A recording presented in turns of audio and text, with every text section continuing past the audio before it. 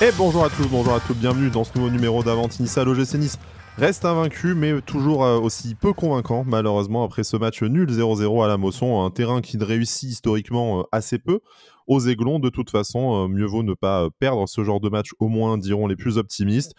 Les plus défaitistes se plaindront peut-être d'une attaque toujours en panne et d'un match qui était d'un niveau discutable, on va dire. On a connu des soirées plus endiablées le vendredi soir.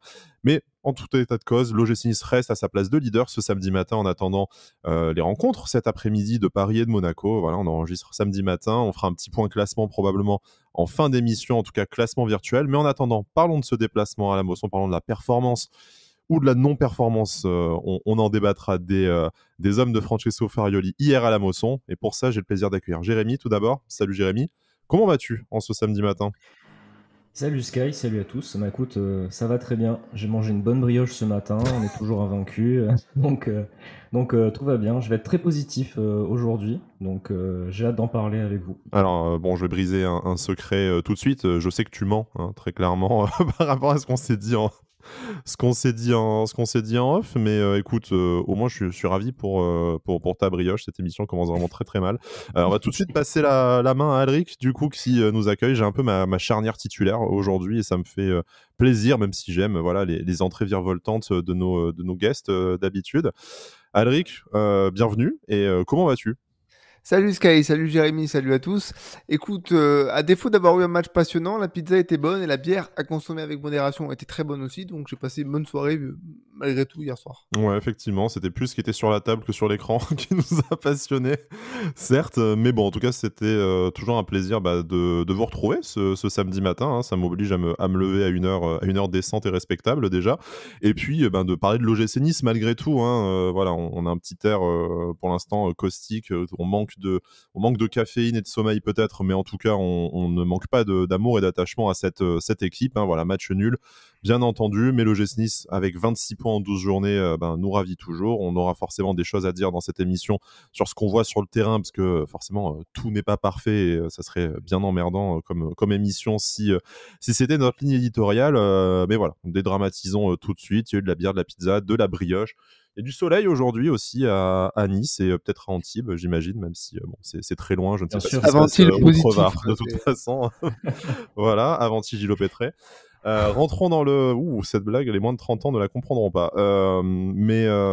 Commençons En effet. sur l'analyse du match, messieurs. Un déplacement à la Mosson. On sait que, à part la saison dernière, historiquement, c'est un déplacement qui nous réussit assez peu. C'est une équipe que, globalement, on n'aime pas, qu'on n'aime pas jouer, un club qu'on n'aime Qu'on pas n'aime pas tout trop court.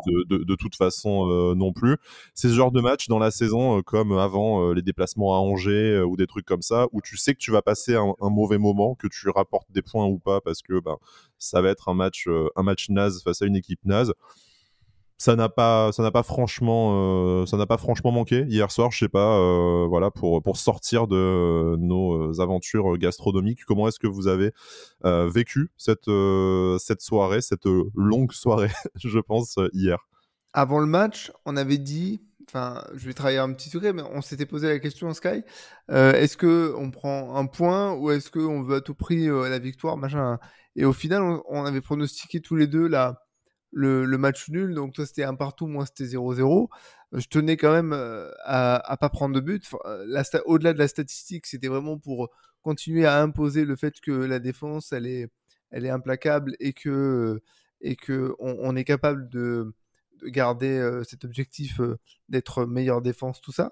Donc au final, quand on sait qu'effectivement ces matchs-là, c'est toujours des matchs pièges contre un club qui est franchement pas agréable quand on est adversaire. On se souvient du match de préparation où on parle d'un on parle d'un match amical, pardon, et ça a été parti quasiment en baston parce que tout de suite ça tombe, tout de suite ça râle, tout de suite ça se plaint auprès de l'arbitre. Là, je me suis dit ça va être encore un truc pénible. Ça l'a été sur le match parce qu'au final, on a vu qu'on était on était en difficulté. La même chose que je vous ai dit en off, c'est que les deux occasions qui ont créé deux poteaux côté Montpellier, la semaine prochaine, ils vont avoir ces deux occasions-là, ils vont les mettre. Mais comme nous, en ce moment, on a une baraka monstrueuse, c'est pas rentré.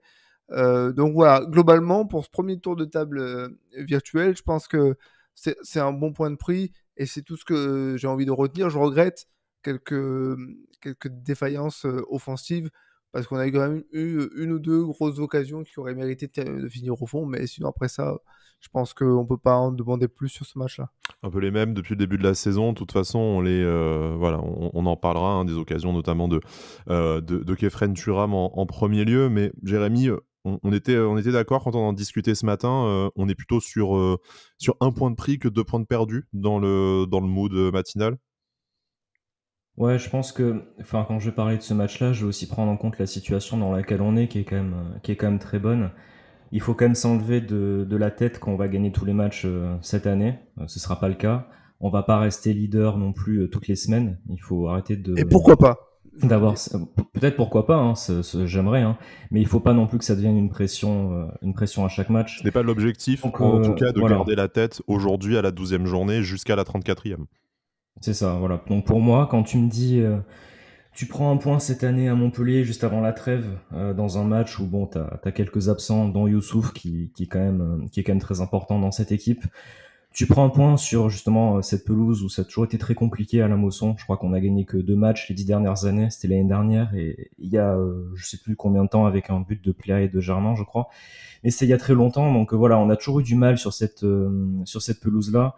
Montpellier nous a toujours mis en difficulté. Prendre un point, garder notre série d'invincibilité. Et en plus, on a égalé le record du nombre de matchs sans avoir été mené au score, donc 12 matchs. Donc c'est plutôt positif sur cet aspect-là. Donc voilà, moi ce point me satisfait pleinement. La manière, en plus, n'a pas été vraiment au rendez-vous hier. Il y a eu des phases de jeu qui étaient assez intéressantes, mais il y en a eu trop peu. Je trouve que Montpellier nous a vraiment mis en difficulté déjà quand ils ont défendu, ils ont très bien défendu. Et après, quand ils ont attaqué, on a souvent été en danger quand même. Alric rappelait les 2 poteaux. Donc voilà, on aurait vraiment pu perdre ce match plus que le gagner, je trouve. Donc c'est plutôt un point de prix.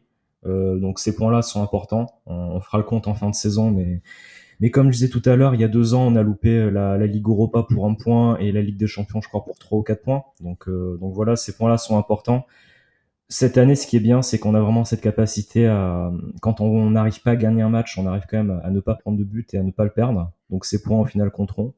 Donc non, c'est plutôt positif. Et bon, que Paris et Monaco gagnent aujourd'hui, nous passent devant, franchement, pour moi, c'est pas non plus super grave. On sera toujours sur le podium. On aura encore des points d'avance sur nos concurrents derrière, Lille, Reims, toutes ces équipes-là, Rennes aussi. Donc voilà, tout va bien. Il faut pas non plus se mettre une pression et se dire qu'il faut gagner tous les matchs. Puis ce point, il sera On n'y bonifié. arrivera pas. Ce point, il sera bonifié si tu prends 3 points contre Toulouse dans 15 jours, en fait. Voilà. Mais en tout cas, ce qui est bien, c'est que pour l'instant, on n'a pas perdu, on prend des points à chaque match. Et dans la situation dans laquelle on est, là, on a 26 points en 12 matchs. Enfin, moi, j'aurais jamais cru ça au début du championnat. Donc, il faut féliciter ce que l'équipe a fait jusque-là. Hier soir, c'était un match compliqué, mais on n'a pas perdu. Donc c'est quand même bien. Voilà. On va en parler, messieurs, de ce match, hein. De toute façon, on va rentrer un peu plus dans le contenu. Mais bon, c'est vrai, comme tu le disais, Jérémy, c'est vrai qu'on est assez positif, au moins déjà sur la situation du gym. Alors, on est assez déçus, on peut même dire qu'on est frustré sur des choses qu'on a vues pendant ce match. Je citais les occasions de Kefren Turam. On peut peut-être aussi parler de, plus généralement, hein, l'attaque, Terem Moffi, Badrine Bouanani, tout ça. Enfin, il y a des choses à redire, mais encore une fois, ça fait 12 matchs, il en reste 22 si je sais encore compter, sinon ça partira au montage. Mais voilà, Non, c'est bon, 22. c'est frustrant, certes, ce genre de match, et on peut pas dire, effectivement, je regardais un peu les réactions sur les réseaux sociaux ce matin, que ça a été du football spectacle, mais on sait qu'en fait, dans une saison, c'est long, même s'il y a 4 matchs de moins cette année. Tu sais que tu vas avoir des matchs, des coups de moins bien, et arriver à les aborder en ne perdant pas et en n'ayant pas vraiment de conséquences au classement. Et ben, du coup, je pense que c'est déjà quelque chose dont on peut être content. En tout cas, à ce stade de la saison, c'est sûr que si ce match avait lieu à la 33e journée et que ça nous faisait perdre le titre, on le prendrait pas de la même manière, mais on n'en est pas encore là, et je pense que voilà, on sait pas les ambitions aujourd'hui de l'OGC Nice. Pour parler du match, je voudrais qu'on commence par la composition d'équipe, comme on fait d'habitude, sachant que en plus cette fois il y a quand même des choses intéressantes à dire, demi-surprises, on va dire, et une assez grosse avec la titularisation de Badreddine Bouanani sur le côté droit en lieu et place de Gaëtan Laborde. Donc bon, on va pas revenir sur pourquoi Gaëtan Laborde, un début de saison, et notamment ces dernières semaines extrêmement compliqué, un poste qui, on le rappelle toujours, n'est pas forcément le sien et dont il a du mal vraiment à s'emparer. Badreddine Bouanani qui avait montré de très belles choses la saison dernière et peut-être plus épisodement cette saison, c'était l'occasion de lui donner du temps de jeu et je pense que c'est quelque chose de positif, toujours dans la gestion de l'effectif extrêmement réussi de Francesco Farioli. Au milieu de terrain, on se posait la question, vu que Jordan Lotomba était revenu à l'entraînement, est-ce qu'il allait reprendre son poste de latéral droit et du coup laisser Rosario au poste de numéro 6, sachant que, même si, encore une fois, pas le même joueur, pas le même profil, mais on le voyait bien, Pablo Rosario, dans ce schéma hybride entre la défense centrale et le milieu de terrain, comme le fait Youssouf, du coup suspendu, donc pas avec les mêmes qualités nécessairement, mais en tout cas, on l'a déjà vu évoluer aux deux postes, donc c'était peut-être le remplaçant naturel de Youssouf.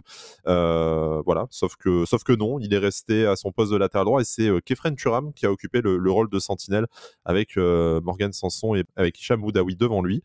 Messieurs, qu'est-ce que vous pensez de ce 11 déjà, et notamment de ces deux décisions de notre coach italien? Alors dans la logique, en fait, c'est vrai que moi j'aurais plutôt vu, comme tu l'as dit, Rosario en 6, même si bon, c'est pas son meilleur poste pour moi, mais justement dans ce rôle un peu hybride qu'il pourrait avoir, un peu comme Youssouf, de dire un peu un défenseur central, un petit peu en sentinelle.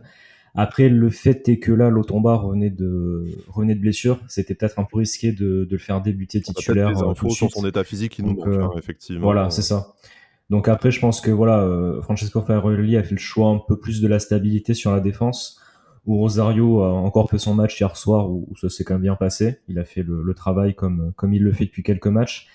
Et après, par contre, c'est vrai que ça m'a quand même surpris de voir Kefren Turam en numéro 6. Après, au vu du match, c'est vrai que ça paraissait être un choix qui était quand même cohérent, même si on attendait quand même plus Hicham Boudaoui au milieu. Après, en tout cas, c'est vrai que depuis que Francesco Farioli est là, c'est vrai que Boudaoui en 8 aussi, c'est pas forcément bizarre, parce que je trouve que c'est un des rares milieux qui arrive à vraiment porter le ballon vers l'avant et qui arrive à se projeter dans la surface, notamment avec ses deux buts contre Metz et Clermont. Donc en fait, c'était assez logique tout ça. Donc moi, la vraie surprise, c'était plutôt Badreddine Bouanani. C'est vrai qu'en début de semaine, dans la presse, on a un peu parlé de Badreddine Bouanani. Donc en fait, c'était pas forcément étonnant après de le voir dans le 11. Mais c'est vrai que je m'attendais pas à le voir aussi rapidement. Et hier, Francesco Farioli disait qu'il méritait d'avoir un peu de temps de jeu. Donc c'est bien de lui donner un peu de temps de jeu, de le concerner un petit peu dans cette saison, parce qu'il n'avait pas trop pu jouer jusqu'ici. Et c'est vrai que même sur les entrées en jeu, c'était plutôt Aliou Baldé qui était rentré à droite pour remplacer, ou Guessant qui était rentré pour remplacer Laborde. Donc voilà, c'est bien de le concerner. Son match n'a pas été franchement très très réussi sur l'aspect offensif. Comme la plupart des Dans le autres joueurs, de placement, toute voilà, façon, ni plus ni moins. comme la plupart des autres joueurs. Je trouve que dans le placement et défensivement, il y a quand même eu du progrès par contre. C'est bien pour lui. Ça lui permet de devenir plus complet. Mais c'est vrai que voilà, offensivement, il n'a pas eu beaucoup d'occasions de se montrer, à part sur son occasion en première mi-temps suite à la passe de Boga dans la surface. Donc ça, c'est dommage. Mais, euh, mais voilà, c'est vrai que bon, c'est bien de concerner un peu à chaque fois aussi des joueurs différents. Peut-être que Laborde aussi avait besoin un peu de souffler parce qu'il enchaîne tous les matchs et il a toujours une grosse débauche d'énergie sur le côté.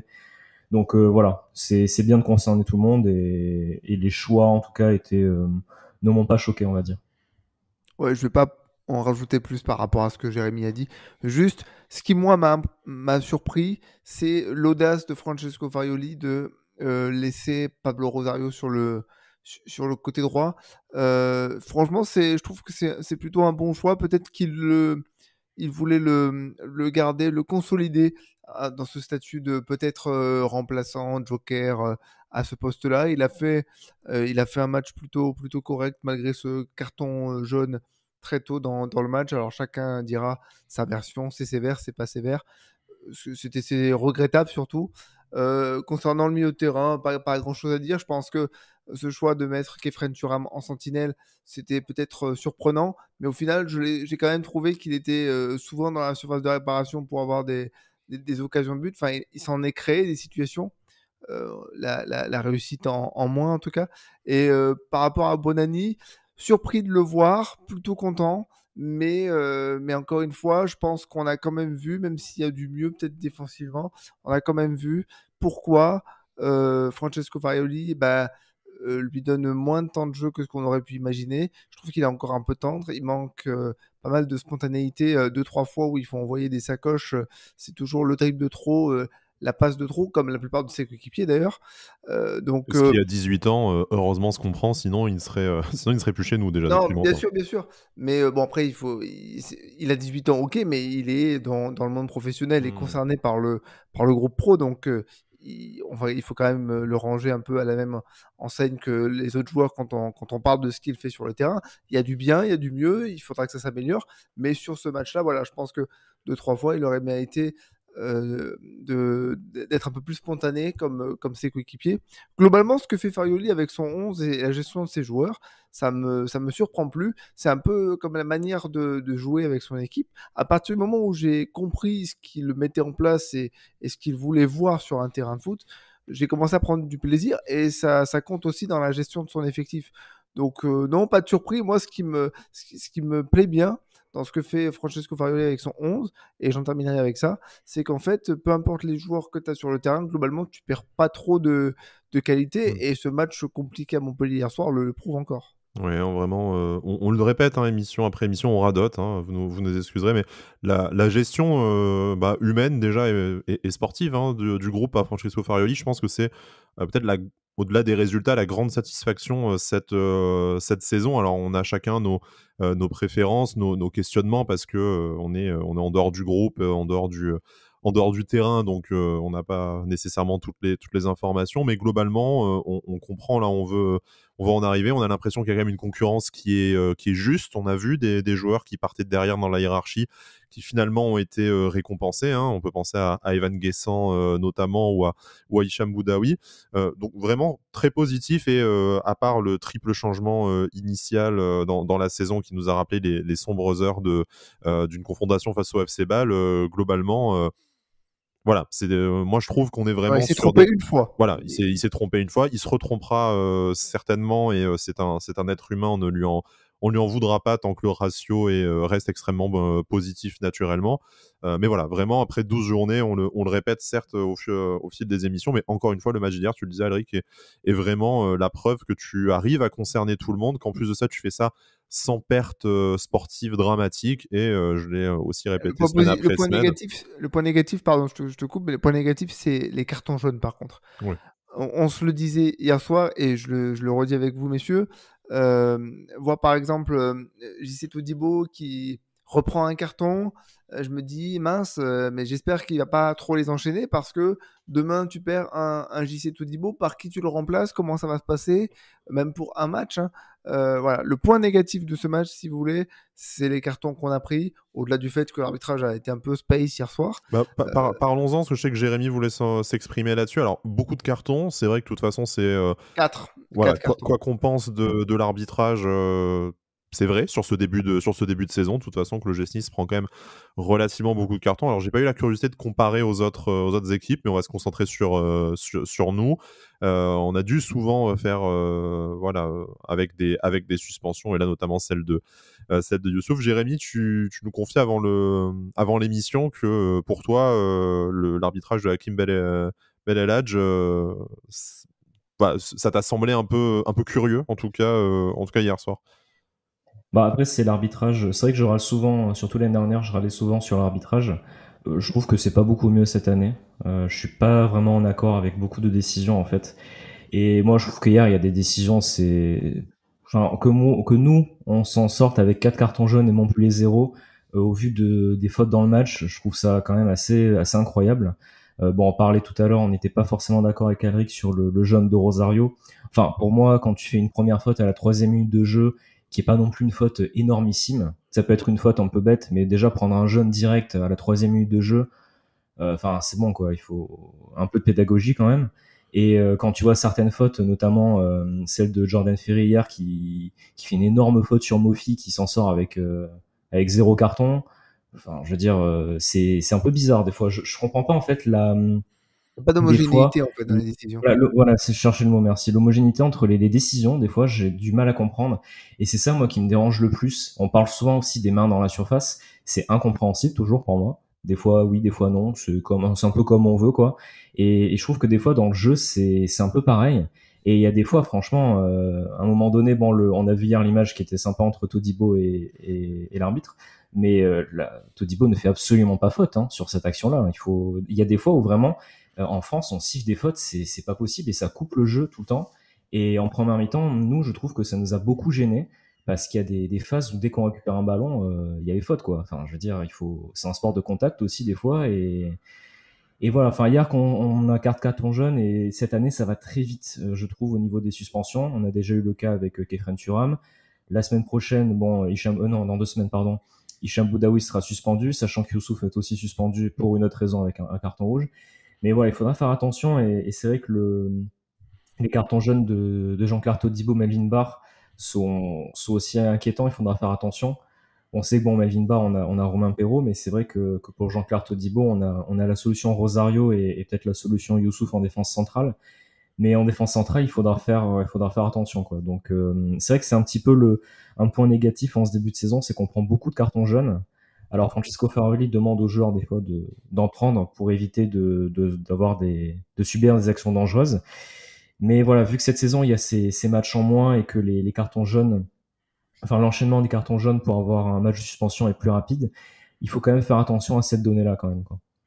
À surveiller du coup dans les prochaines semaines, mais c'est vrai que du coup ça va concerner directement, indirectement la totalité de notre effectif. On en disait quelques mots, hein, voilà, Francesco Farioli qui est aussi de cette manière essaye de concerner tout le monde dans un effectif globalement bien construit. En tout cas, le terrain le valide pour le moment sur la construction et les décisions prises par Florent Ghisolfi tout simplement cet été, même si bon on en reparlera, on en a parlé la semaine dernière, ça attendra peut-être le mois de décembre pour qu'on réévoque le sujet du mercato d'hiver, hein, où on pourrait voir des ajustements en espérant qu'on ne refasse pas une Bassem Srafi, Mounir Obadi, bien entendu. Donc voilà, ça c'était le petit message sur les cartons, et c'est vrai que voilà, hein, vu la physionomie du match hier, 4 cartons à 0, admettons. Au moins, on a gagné un match.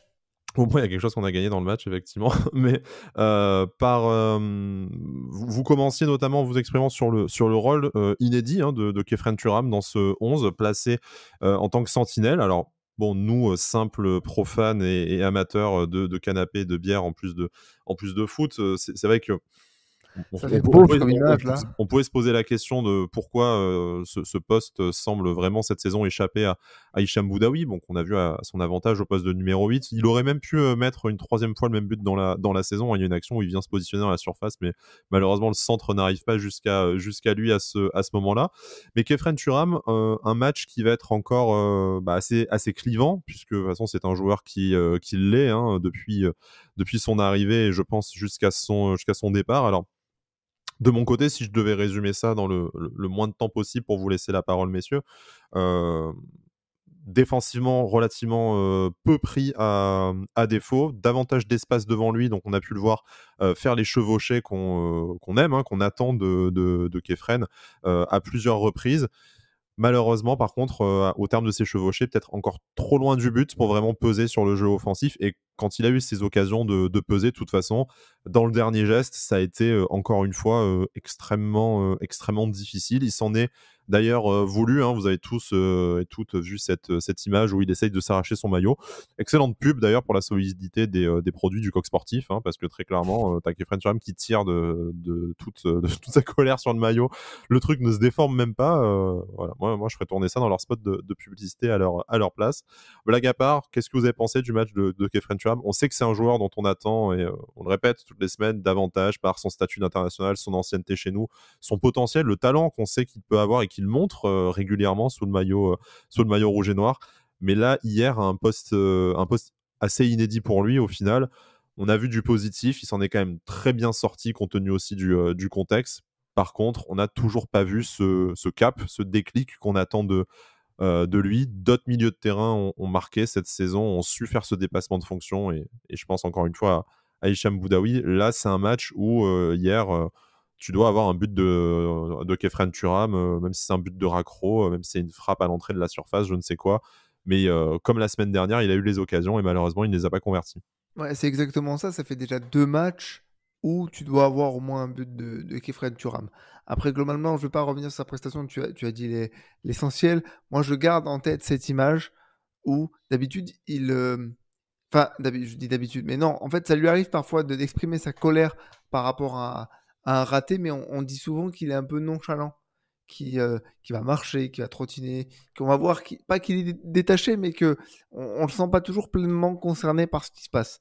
Là, cette action où il rate complètement sa frappe et il pulvérise presque son maillot qui est, comme tu le disais, très solide, heureusement.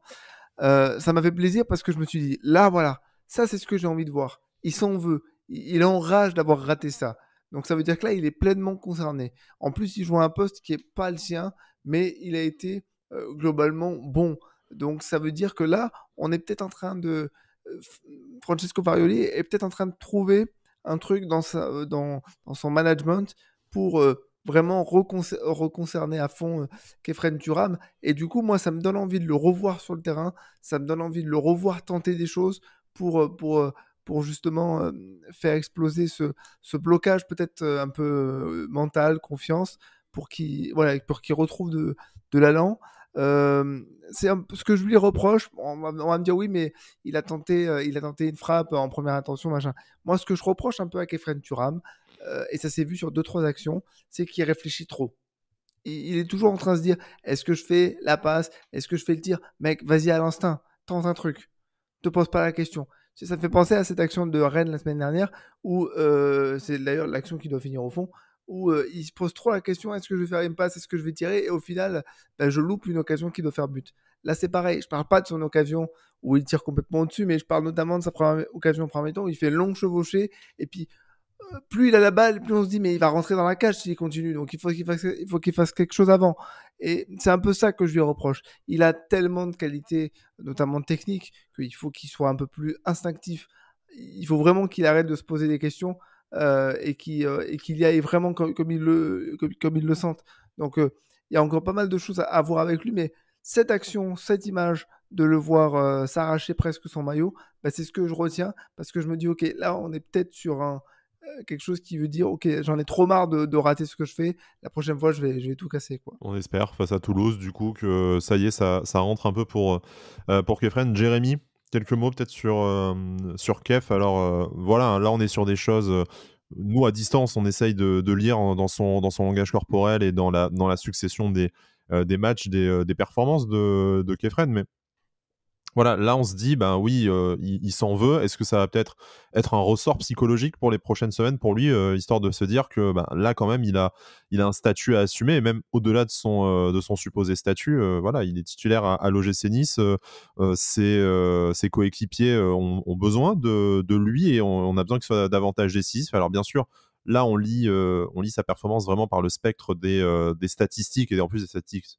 les plus abordables, hein, avec but, passe décisive, tout ça. On sait qu'il est important, qu'il est à l'origine de beaucoup d'actions de l'OGC Nice, qu'il est précieux et Francesco Farioli l'encense encore en conférence de presse d'après match et je pense que c'est mérité.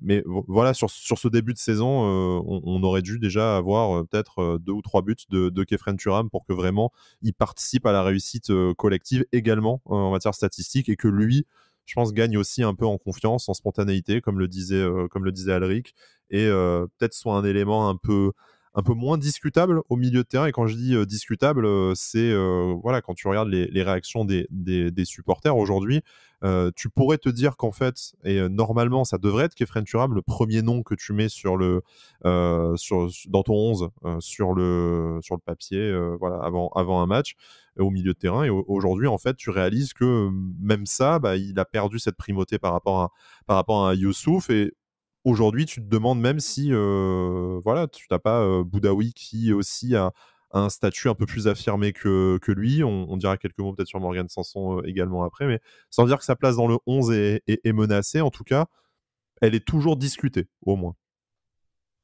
Alors, déjà, sur son match d'hier soir, vous avez dit la majorité des choses. Je pense que c'est bien pour lui aussi d'avoir évolué à ce poste-là. Ça lui permet d'être un joueur plus complet, notamment défensivement. Et je trouve qu'il s'en est plutôt bien sorti. Il a eu l'occasion d'avoir plus d'espace devant lui aussi pour apporter le ballon devant. Donc ça, je suis plutôt d'accord avec vous. Il a fait son match, on va dire. Après, c'est sûr qu'on retient surtout de son match un peu ses frappes loupées.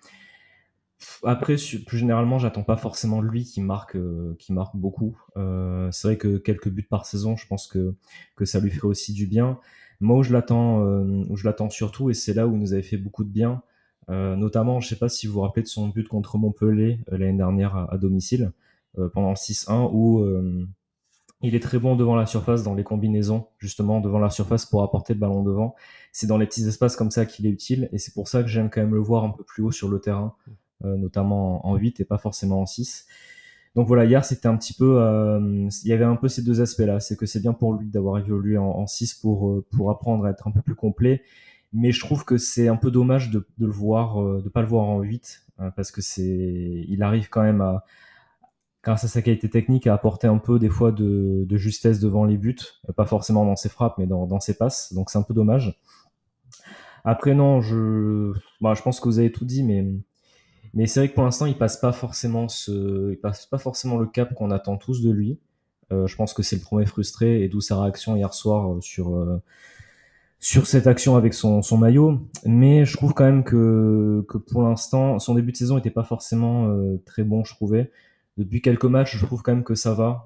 On le voit quand même, on le voit quand même plutôt au milieu de terrain. Je trouve que Boudaoui, notamment dans l'animation, est quand même beaucoup moins seul qu'il y a quelques matchs, donc c'est plutôt positif. Donc voilà, je vais redire un peu ce que je dis toujours, c'est vrai que j'en attends toujours un peu plus de Kefren Turam. Je pense que lui aussi espère encore faire mieux. Mais j'ai pas trop envie de lui tomber non plus dessus parce qu'il est quand même très important dans l'équipe. Et je pense que moi, par contre, mon avis, c'est que sa place de titulaire est pas forcément remis en cause. Pour moi, le milieu titulaire qu'on a cette saison, ça reste Youssouf, Boudaoui et Kefren Turam.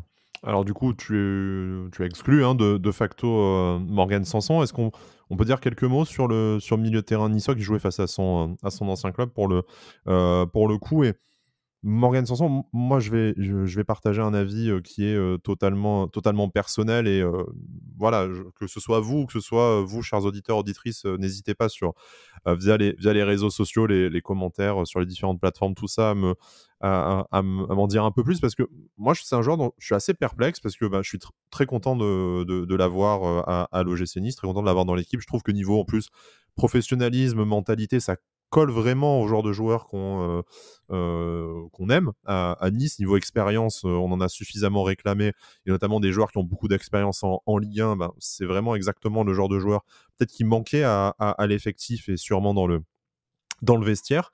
Par contre, sur le terrain, sans dire qu'il fait des mauvais matchs, parce que j'ai pas souvenir d'un match foncièrement dégueulasse de Morgan Sanson.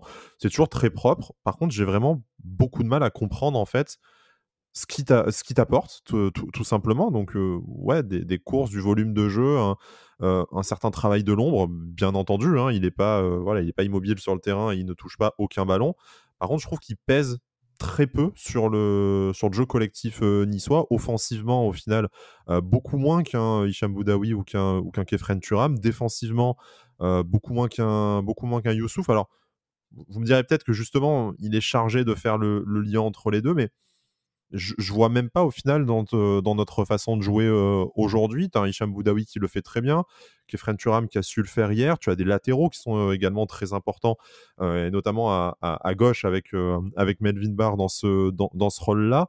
En fait, j'ai l'impression qu'il n'apporte vraiment jamais le surnombre qu'il pourrait se permettre d'apporter quand il a justement une défense centrale extrêmement solide derrière lui, quand il a Youssouf. Alors bon, c'était pas vrai hier soir certes, il pourrait peut-être jouer 20 mètres plus haut, ou en tout cas sur des actions ponctuellement, apporter ce surnombre dans les 30 derniers mètres, et on le voit assez peu.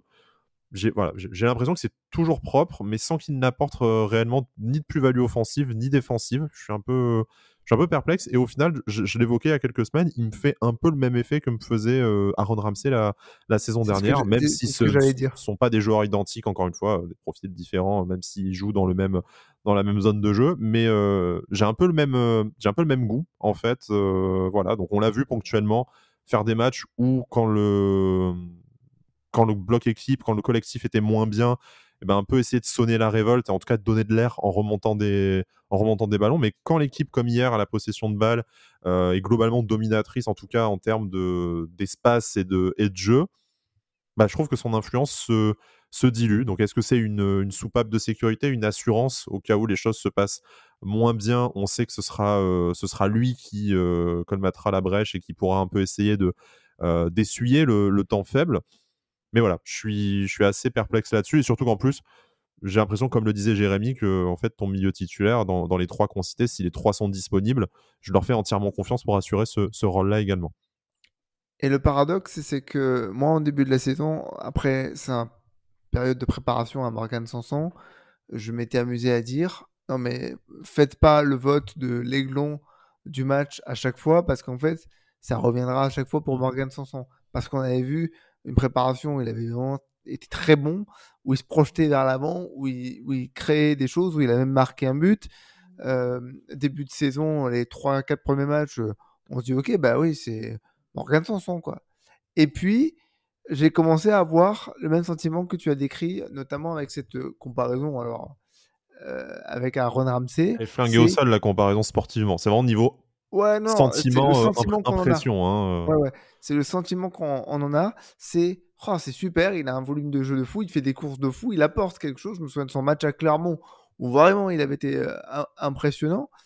Et d'un seul coup, tu te dis, mais offensivement, il n'y a pas de passe, il n'y a pas de but. Enfin, je veux dire, ça reste un joueur offensif, c'est pas du tout un joueur défensif. Mais il manque quelque chose. Il manque quelque chose. Et hier soir, je prends Sky à témoin, il y a une occasion où il doit frapper, entrée de surface, il doit envoyer une sacoche, et il va encore se mélanger les pinceaux. Il est dans la surface en première mi-temps, il glisse. Il veut tenter un geste, on ne sait pas ce qu'il fait, il glisse, il tombe. D'accord. Non, voilà, c'est frustrant, Morgan Sanson, parce que, en fait, j'étais persuadé que ça serait la touche expérience en plus au milieu de terrain qui apporterait beaucoup et qui nous ferait passer peut-être un cap en termes d'efficacité, en termes de création de jeu. Et au final, le mec, ça fait 2-3 fois qu'il est sur le banc. Jérémy, si on devait résumer ce qu'on a dit, alors bien entendu, tu as le droit de nous partager un avis contraire, mais en fait, on est content de l'avoir avec nous. C'est quelqu'un qui, je pense, est bien fondu dans le groupe, que ce soit en termes sportifs, dans le groupe de 16-18 joueurs ou même dans le vestiaire, mais on a peut-être du mal à apprécier à sa juste valeur ce qu'il nous apporte. On a du mal à le réaliser, peut-être. Voilà, je ne sais pas ce que tu penses, mais c'est un joueur qu'on est content de l'avoir à l'OGC Nice, et je pense que si tu interroges globalement, vu l'indemnité, enfin le montant de l'option d'achat, tout ça, je pense qu'encore la plupart des supporters voudraient le garder, et que tu es content d'avoir 4 milieux de terrain pour 3 places à ce niveau-là. Mais par contre, s'il s'agit de mettre le doigt sur vraiment ce que Morgan Sanson apporte aujourd'hui à l'OGC Nice sur le terrain, c'est peut-être encore un peu plus nébuleux, certes, après seulement un tiers du championnat. Ouais, je suis un petit peu perplexe moi aussi. J'étais agréablement surpris par son début de saison. Je trouve que depuis ce début de saison, c'est quand même, c'est pas mauvais justement parce qu'il fait ses matchs. Hier soir encore, il fait son match, on va dire, dans le registre qu'il a depuis quelques matchs. Donc C'est du 5 ou 6 très sur 10 utile. en permanence, C'est en ça. fait. Très clairement, on n'est pas en train de dire qu'il est mauvais. Non, il fait des bons quoi, hein. matchs, mais il fait ses bons matchs. Mais le problème, c'est que il y a trop de phases dans le jeu où en fait on le voit pas. On le voit pas. Donc en fait, je pense que il est très important dans les phases où on est en les phases défensivement parce qu'il a cette capacité à aller vers le porteur de balle adverse. Il met la pression. Il est assez comment dire, très dynamique dans ce registre-là. Par contre, le problème, c'est qu'on a des milieux de terrain pour moi qui sont plus complets, notamment Hicham Boudaoui, qui arrive à être aussi dans ce registre-là et qui techniquement hier, enfin, au milieu de terrain, on a beaucoup vu Hicham Boudaoui, je trouve, qui a vraiment fait un bon match. Et le problème, c'est que voilà, quand tu as le choix après entre tes 3 joueurs au milieu, ben voilà, pour moi, c'est comme je l'ai dit, Youssouf, Thuram et Boudaoui. Après, se dire que voilà, quand tu fais sortir un des 3, t'as un Morgan Sanson qui est un très bon joueur qui arrive, c'est une très bonne chose. Ou alors, quand tu as une absence, c'est Morgan Sanson qui est titulaire, c'est super. Moi, je suis très content de l'avoir dans l'équipe cette année parce que c'est un très bon joueur de notre championnat. Après voilà, je suis très perplexe et je pense qu'Alrico a résumé ce que je disais depuis quelques émissions, c'est dès qu'il arrive devant la surface, bah, on dirait il se mélange les pinceaux, il réfléchit beaucoup, alors que pourtant, enfin c'est un joueur qui a l'expérience, qui a quand même une bonne qualité technique, mais on dirait qu'il se bloque un peu à ce moment-là. Donc c'est un peu étrange. Donc bon, de toute façon, il sera titulaire contre Toulouse normalement dans 2 semaines au vu des absences. Donc j'espère qu'il pourra un peu montrer autre chose, notamment offensivement, parce on a besoin de lui Ce dans l'aspect registre-là. défensif comme il fait très bien. Mais voilà, on a aussi besoin de lui dans le collectif. On a besoin de lui. Enfin, on a besoin peut-être pas qu'il organise le jeu quand même, mais qu'il soit quand même plus actif dans les phases de possession et dans les phases où on attaque, je trouve. C'est ce qui lui manque un peu cette saison. Après, on n'est pas au courant des consignes qu'il a. C'est possible qu'il ait que ces consignes-là et qu'il les applique. Mais en tout cas, voilà, de ce qu'on en voit de l'extérieur, c'est un peu ce sentiment-là que j'ai aussi. Voilà, on parle Souvenez-vous, vraiment de nos attentes de supporters, encore une fois, hein, et vraiment, on est très content de l'avoir, voilà, une moyenne de 6 sur 10 depuis le début de la saison, hein. Si on devait le chiffrer, c'est très satisfaisant, mais c'est vrai qu'au final, tu le vois moins qu'un Kefren Turam, bon, que tu as peut-être vu pour les mauvaises raisons aussi hier, et un Hicham Boudaoui qui partait derrière lui dans la hiérarchie en tout début de saison, fait finalement une première partie de saison beaucoup plus complète et je trouve utile en fait collectivement. Donc bon, après c'est une impression et on reposera la question à d'autres invités peut-être dans les prochaines semaines qui nous apporteront un éclairage différent. Tu avais un mot peut-être à ajouter, Alric, il me semble, ouais, ouais, ouais, pour terminer rapidement. sur Morgan Sanson. Rapidement, souvenez-vous, dans la préparation, c'est ce match contre Villarreal, je crois, et contre c'est Benfica? Ouais, je sais plus. Braga, pardon. Où on voit plusieurs phases offensives où Morgan Sanson est dans la surface de réparation, mais il est comme le fait parfois Hicham Boudaoui, où il est à la réception d'un centre, il est à la réception d'une passe en profondeur. C'est ça qui nous manque aujourd'hui dans ce que fait Morgan Sanson. Moi, en fait, ce que j'aimerais, c'est que les actions où on a vu Hicham Boudaoui marquer cette saison, ben, j'aimerais que Morgan Sanson soit placé pareil avec la même réussite, évidemment. Et c'est ça, d'un point de vue offensif, où pour l'instant j'ai beaucoup de mal et pour moi il manque quelque chose dans ses prestations. Voilà, c'est tout ce que je voulais rajouter. À suivre également dans les prochaines semaines pour l'évolution du jeu de Morgan Sanson, qu'on reverra hein, de toute façon vraisemblablement. En tout cas, d'un côté, on le souhaite, ça veut dire qu'il est toujours en état de jouer dans 2 semaines face à Toulouse à la maison. Messieurs, bon, l'émission avance, on avance aussi un peu sur les lignes du terrain.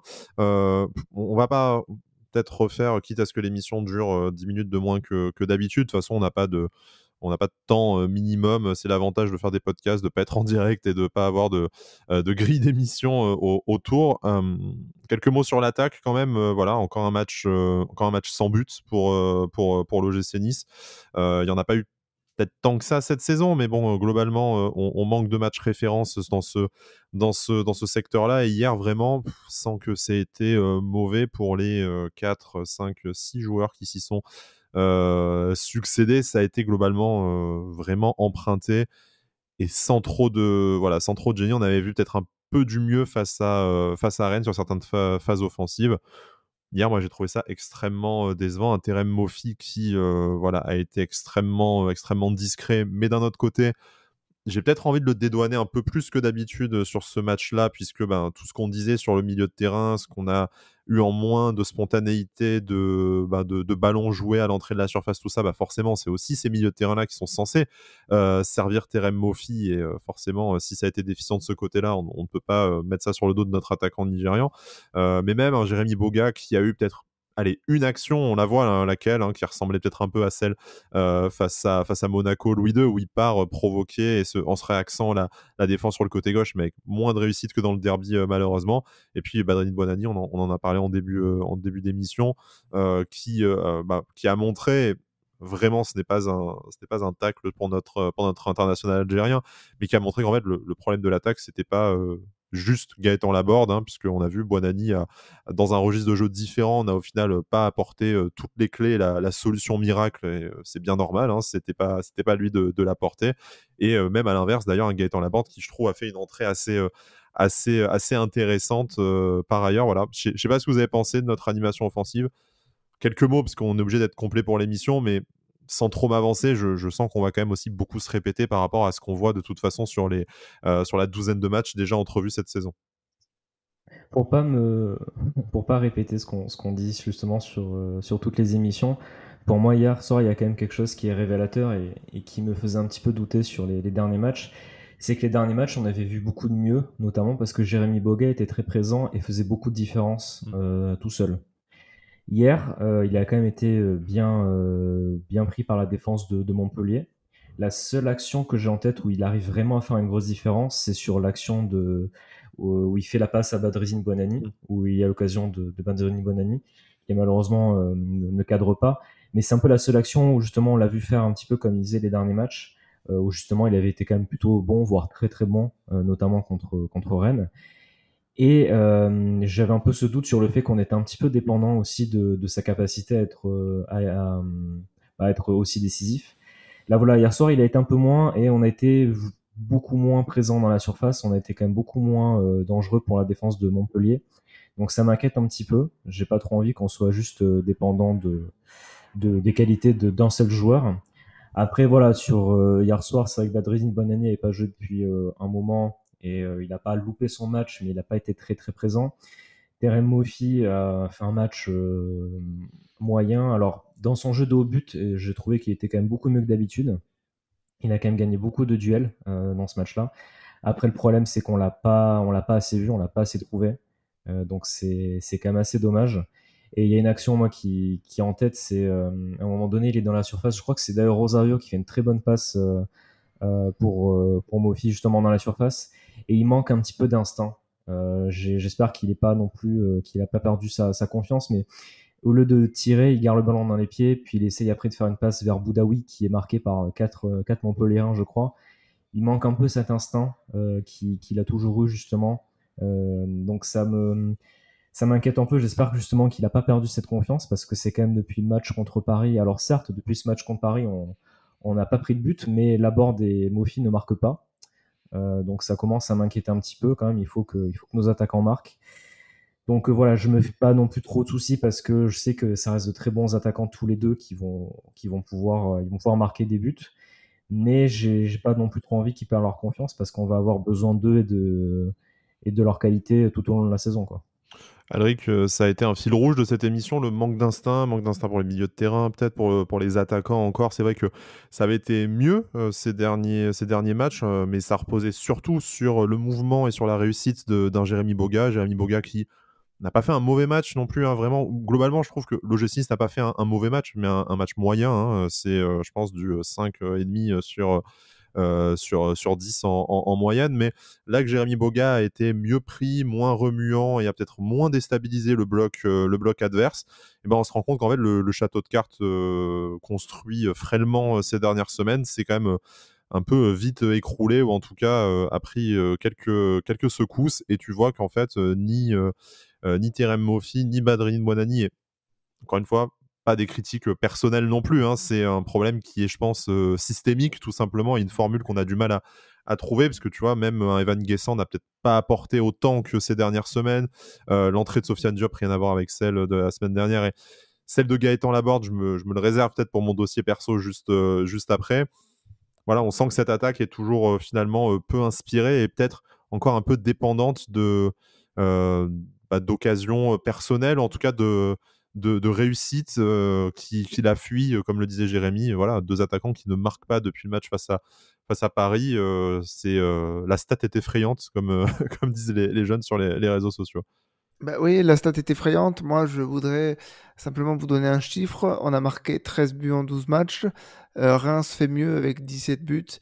Nantes, qui est 8e, fait mieux avec 16 buts. Et Lorient, qui est 15e, fait mieux avec 15 buts. Donc, alors oui, on est leader, oui, on prend pas de but.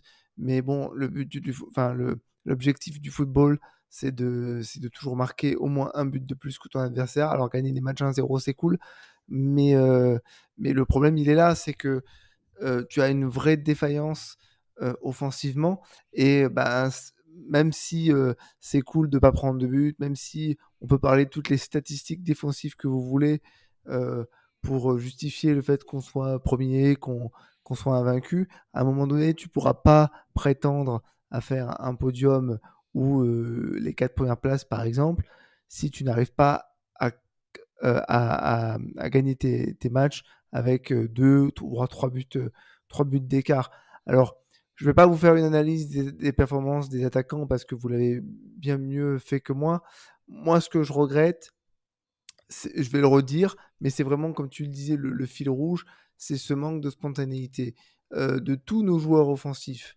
Parce que l'occasion de Badreddine Monani, en fait, elle est symptomatique parce que il est là et je suis sûr qu'il se pose la question de ce qu'il doit faire au moment où il tente sa frappe, ce qui fait qu'au moment où le ballon lui arrive dans les pieds, eh ben, il tente le geste qu'il faut tenter, mais il est Sans la pas... conviction nécessaire pour que... Voilà, je pense pas qu'il ait la mentalité de dire, oh, là, je vais casser la cage, je vais envoyer quelque chose.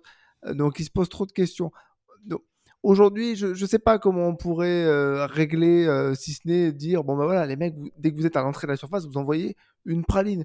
Moi, je préfère avoir 15 tirs avec 3 tirs qui partent, enfin, 3-4 tirs qui partent à côté, plutôt que 15 tirs. Mais en fait, c'est les mecs quand on est des trucs qui ont été contrés par une jambe avec des passes dans la surface. Non, envoyer des trucs. En fait, c'est simple. Si tu veux marquer des buts, il faut que tu tires au but. Alors quand on regarde, c'est bête ce que je viens de dire, mais quand on regarde les statistiques, on voit qu'il y a 15 tirs, 4 cadrés. Franchement, les 15 tirs, je les vois pas. Ouais, pas 15 occasions en tout cas, c'est pas C'est quelque ça. chose que tu as en mémoire et au final peut-être qu'au point comme on dit pour une métaphore de boxe et en tout cas, Montpellier on a davantage de souvenirs de leurs occasions. Bon les 2 Ah mais poteaux complètement. de Entre Cor Adams forcément, mais tu ne retiens pas qu'en fait, aux statistiques, l'OGC Nice a tiré davantage et a cadré davantage de ballons. Tu as pas ce sentiment-là même s'il Non, complètement. il est réel statistiquement forcément. Complètement. C'est pour ça que les statistiques, parfois, il faut les voir, faut les analyser, pas toujours directement comme on les lit, parce que tu as des matchs où l'OGC Nice n'a pas de ballon, tu as l'impression que tu te fais marcher dessus par ton adversaire et globalement, tu as une maîtrise en fait complète. Je pense au match de Paris, c'est l'exemple que j'ai en tête. Tu as l'impression que Paris est complètement au-dessus de toi et c'est toi qui as les meilleures occasions nettes et qui a vraiment la maîtrise. Et hier soir, visiblement, on a plus tiré avec les Montpelliérains, on a plus eu le ballon. Mais globalement, les plus grosses occasions, c'est Montpellier qui les a eues et ça s'est senti. Donc, moi, ce que je voudrais, c'est que on soit plus instinctif, plus tueur, parfois qu'on la joue un peu plus perso, quoi. Parce que à force de vouloir faire trop de passes, trop de belles actions, d'être trop dans la recherche de l'action parfaite, eh ben tu loupes le coche.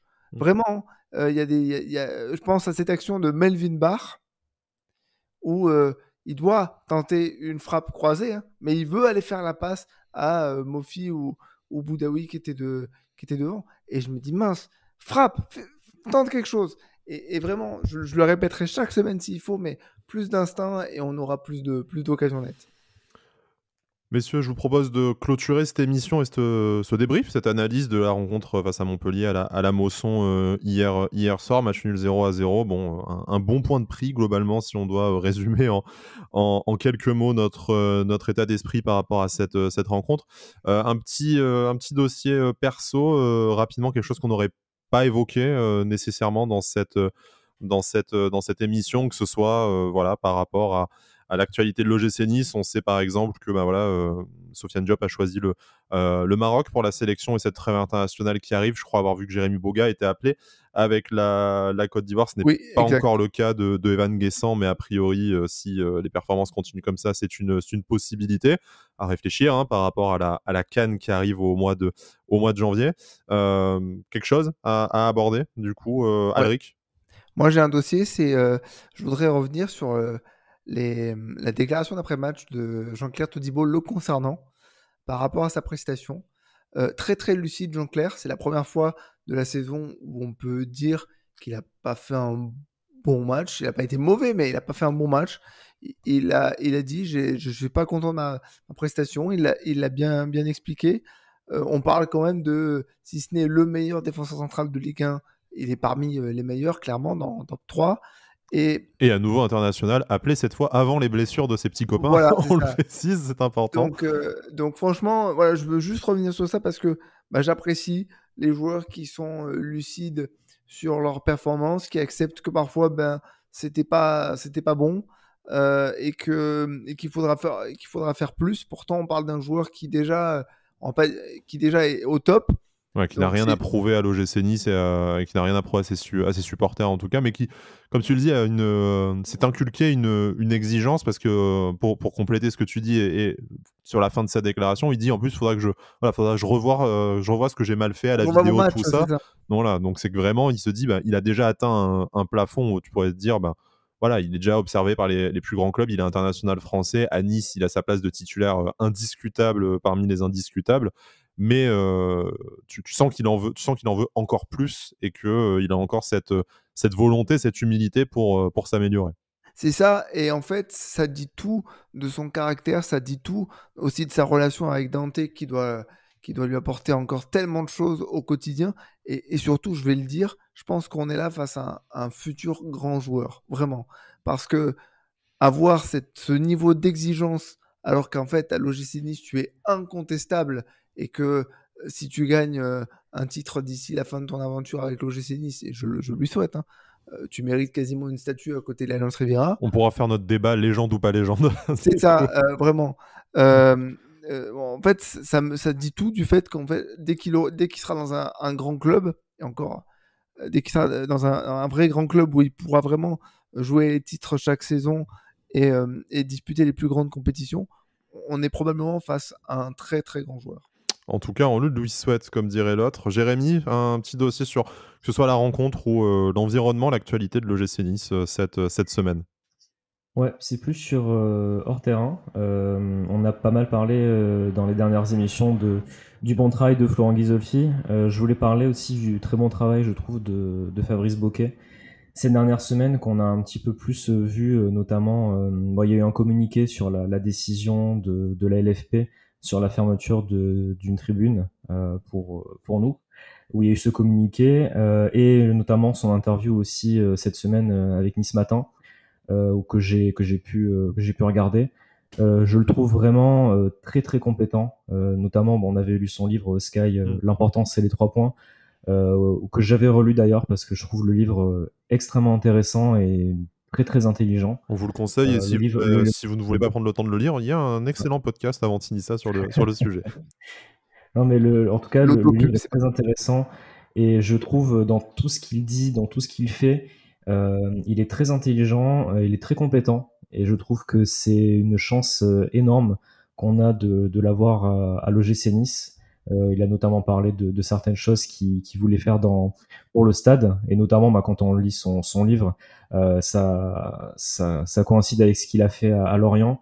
Donc j'espère qu'il va rester longtemps chez nous. En tout cas, j'espère qu'il se plaît à Nice, parce que je suis très très content de l'avoir à l'OGC Nice, parce que c'est une personne très compétente, j'ai l'impression.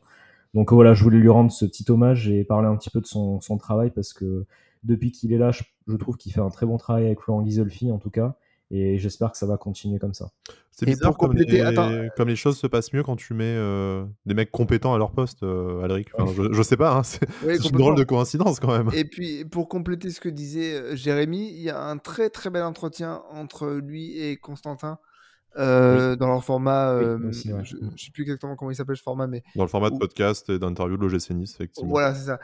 Et où en fait, il explique un peu tout ce enfin, sa vision du football, sa vision de la gestion d'un club de football.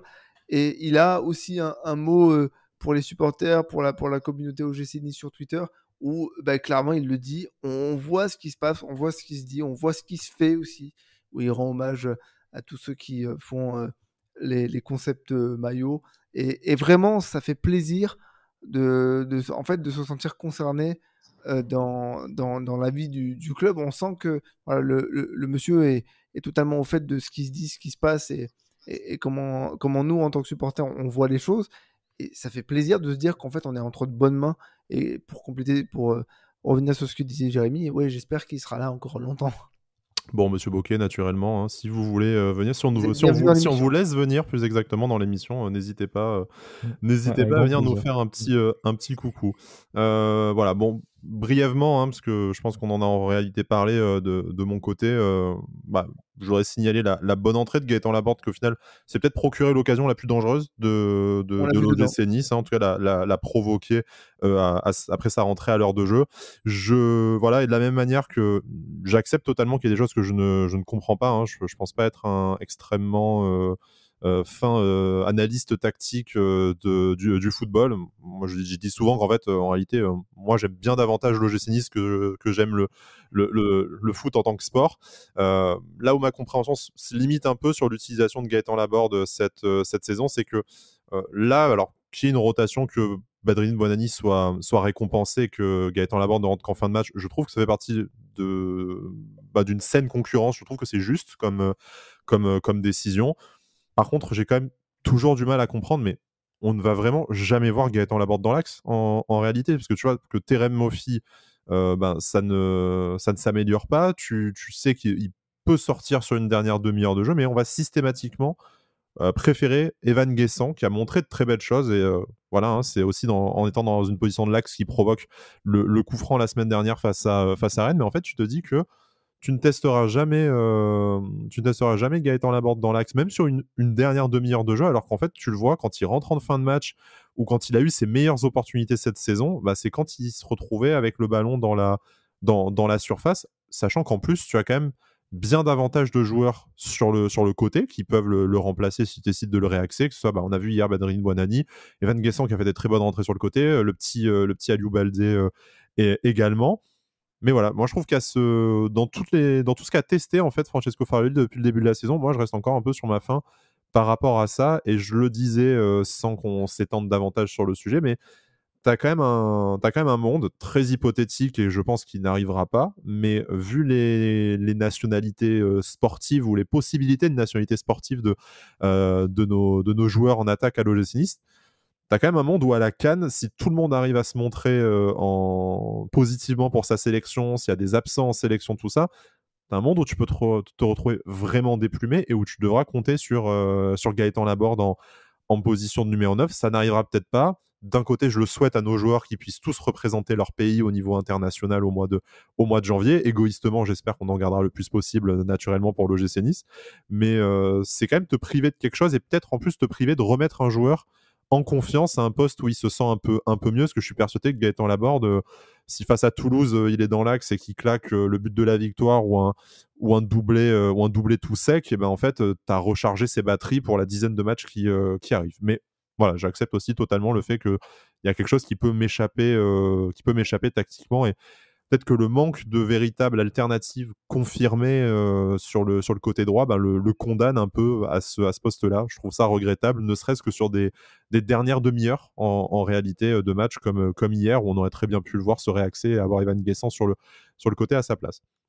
Messieurs, merci beaucoup de m'avoir accompagné dans cette émission. On a fait notre petite heure habituelle. En tout cas, c'était toujours sympa. En ce samedi matin, on va évidemment passer un bon week-end. L'OGC Nice toujours dans les sommets du classement, même si on attend cet après-midi, et peut-être que vous le saurez au moment où vous écoutez cette émission, de voir où on sera exactement au classement. Mais comme le disait Jérémy en préambule de l'émission, pour nous, ce n'est pas vraiment l'important. L'important, c'est que l'OGC Nice continue avec cette moyenne supérieure à 2 points par match, qui est exceptionnelle, que ce soit validé, comme le disait Alric, la semaine prochaine, dans 2 semaines, au prochain match face à Toulouse. Et puis voilà, qu'on continue. C'est pas vraiment aujourd'hui, le 11 novembre, Paris et Monaco, nos concurrents. On espère que ce sera toujours à l'aube de la 34e journée, naturellement. Mais pour l'instant, savourons que même dans un match dégueulasse sur un terrain qui nous est historiquement hostile, on n'a pas perdu, on n'a certes pas passé une soirée super spectaculaire, mais c'est déjà ça, à confirmer dans les prochaines semaines. Messieurs, merci beaucoup, à très vite, et Issa Nissa. Issa Nissa. C'est mis ça.